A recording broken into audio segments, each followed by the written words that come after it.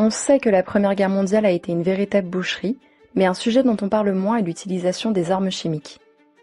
L'idée d'utiliser des armes chimiques durant les combats existe bien avant 1915, dès l'Antiquité, mais est prohibée car contraire aux usages de la guerre.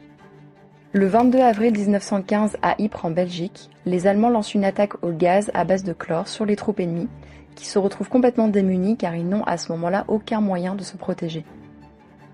Le chlore brûle les voies respiratoires, les hommes suffoquent, s'effondrent près de spasmes et meurent. Cette attaque a été supervisée par Fritz Haber, ce qui est très ironique lorsque l'on sait qu'il reçoit un prix Nobel de chimie en 1918. Les Français et les Anglais ne sont pas en reste quand il s'agit d'escalade dans la violence. Les armes chimiques deviennent de plus en plus meurtrières. Les Français fabriquent ce qu'on a appelé l'étoile blanche, un mélange de fausses gènes et de chlore.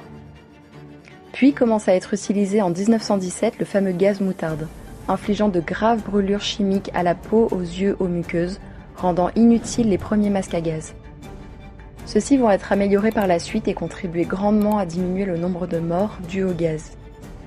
Les techniques de dissémination vont aussi évoluer, le risque étant qu'à cause du vent par exemple, le gaz se retourne contre son lanceur. On invente alors des projectiles placés dans des tubes d'acier plantés dans le sol, puis des obus chimiques. L'homme est décidément très inventif lorsqu'il s'agit de tuer ses congénères.